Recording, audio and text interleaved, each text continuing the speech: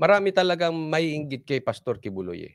And sabi ko nga, nakaka-relate ako doon sa kasi halimbawa ako, ang number one concern ko, of course siyempre kailangan ang number one concern natin is about God, 'no. Pero yung about sa lupa, ang number one concern ko and how can I feed my family?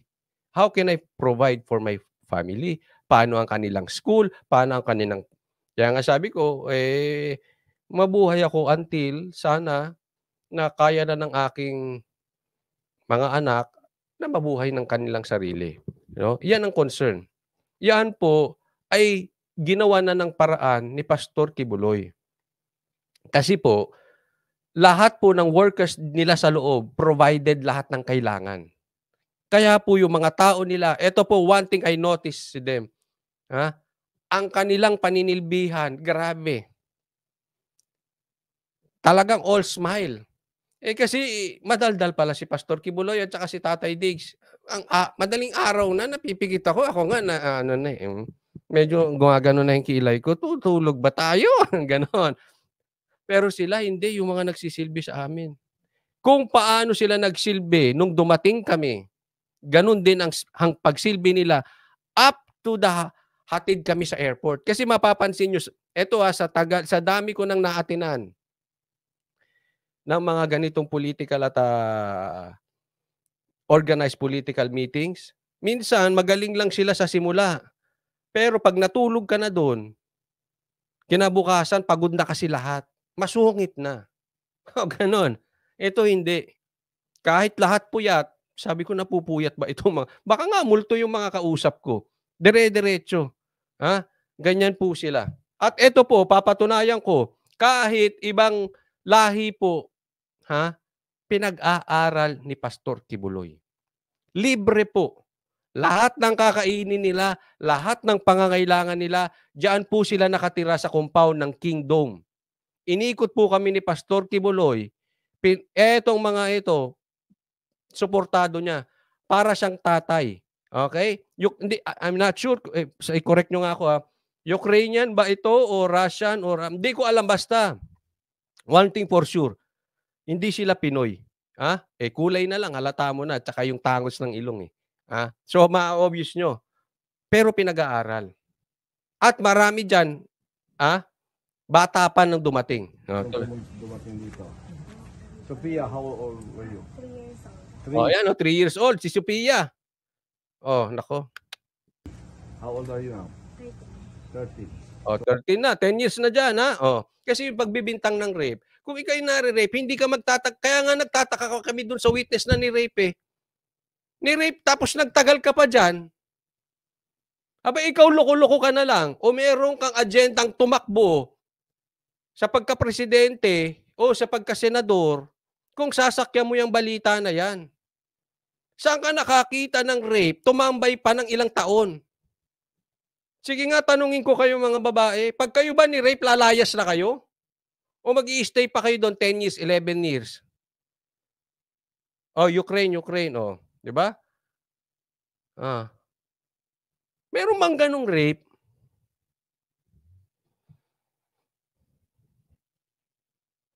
Sabi ganyan talaga sa Kingdom, parang wala kaming pagod. At saka nasira ang ano ko dun. Nasira dahil ko ron, daming pagkain. Oo. Sinampulan pa kami. Siguro alam ni Pastor Kibuloy yung paalis na lang kami. Papunta na nagmamadali. Doon ko na subukang kumain ng 2-piece fried chicken ng McDo, 2 rice, large fries, large Coke, tsaka burger in 5 minutes. Papunta na kami sa airport, binaunan, di mo na pwede ipasok. Di kinain namin, matindi. Sabi ni Batang Mindanao, ako ko, sabihan ko ng rape bukas ulit. Di ba? Ano inantay mo magpa-rape ng 10 years? So, 10 years na yun dito. Siya niya. 3 years old also. Yan, You are? 14. 14. Ngayon, katabi ko po dito si Pastor Kibuloy, hindi ko alam kung multo. Fake daw yung video. Ito po video to, Hindi po to picture. Baka dati na daw, ewan ko sa inyo. Dapat pala pinagsabi ko si may hawak na dyaryo, 'di ba ginagawa yung gano'n, may hawak na dyaryo para alam latest. But anyway, It's either multo nga si Pastor Kibuloy o bobo mag-analyze ito si Lamas. Roslan. 7 po. Yan, 7, yung lalaki. This is the Natasha. This is the mother of Oh, mother. Nanay. Oh, the twin. These are twins. kambal pala, oh. Alam mo lahat, inaalagaan. Lahat dyan. Provided yan pong bahay na yan, dyan po sila nakatira. Oh. Sa loob po to ng kingdom. Provided yan. Hindi po nila binili. Anton and Antonia. Abi, isipin mo, hindi naman sa pag-aano. Napakadami pong babae sa loob. This is not to insult, but realistically speaking, sa dami ng babae sa loob, bakit niya pipiliin yung ni-rape niyang, yun ang rapin? I really don't know. Kasi kung totoo yun, magpapalagan yung mga babaeng nasa loob. Kung ako yung nanay, itatago ko yung anak ko. Aalis na kami, delikado yan. Baka mamaya yung anak ko isunod. Diba? Pero andyan sila, oh. Pinapatunayan nila kung gaano nila kamahal si Pastor Kibuloy. They are now in GMC. All of them are studying at GMC. Thank you, Pastor, Lahat po for nag-aaral. all these years that they study here and for your love and care about us. And that's the mother of where's Katya? Wait. Her daughter is named Katya. Tapos sabi niya, oh, just like before, pag alis namin, sabi niya, oh, just like before, you buy McDo. Sabi ko, sana all. Ayan. Oh, dito sila nakatira. Para sa kanilang exclusive function. Alam niyo po kung saan galing ang krimen? Karamihan ng galing sa krimen dahil hindi ma-provide yung needs. Bakit may magnanakaw? Bakit may nag-a-addict? Dahil hindi ma-provide. Yan po ang isa sa problema ng Pilipinas. Dahil nag-aagawan sa kakapiranggot na supply ng Pilipinas. May konti ang pera, konti ang pagkain, nag-aagawan kaya may crimes. Okay? And I'm sure makaka-relate lahat ng tatay dito. Ang number one concern natin na hindi na alis-alis sa isip natin is how can I provide for my family? Kung po pwede lang ako maghirap para yung anak ko makakain ng maayos. Para lang magkaroon ng magandang buhay. That's the main concern.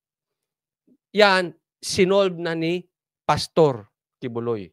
Okay? Magkaiba man kami ng reliyon, hindi ako tiwala lahat sa kanilang reliyon, gayon man sa ibang reliyon, at malamang sila, reliyon ko ay hindi rin sila pabor. But then again, kami po ay naniniwala sa hindi pagiging sentimental. Ano yung sentimental? Huwag kang magsabi-sabi ng I love you, I love you, I love you, pero hindi mo pinapakain. Naintindihan? Kasi ang love may kasamang aksyon. Anong gagawin natin ng mga Kristiyano kung tayo ay hindi nagpo-provide ng maayos sa pamilya natin?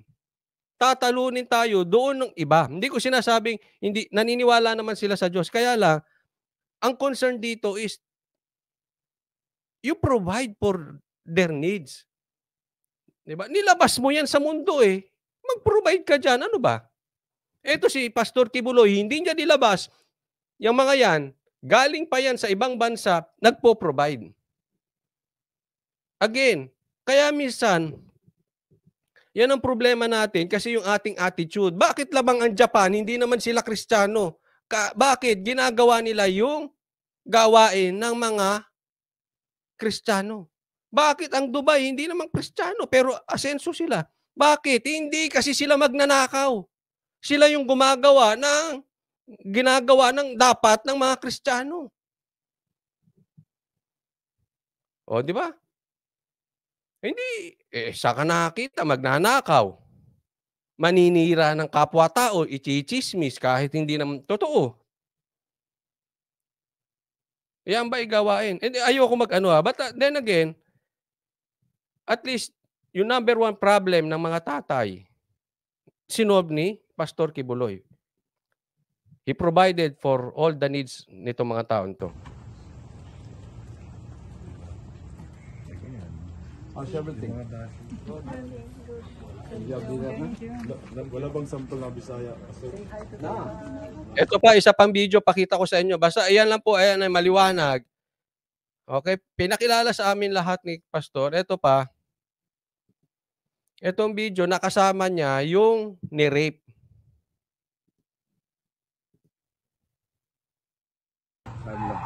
Ito po, nagbibisaya. So, nagbisayaan na sila. Hindi ko maintindihan. Kaya tinanong ko kay Pastor Kibuloy, wala ba kayong Ilocano dyan?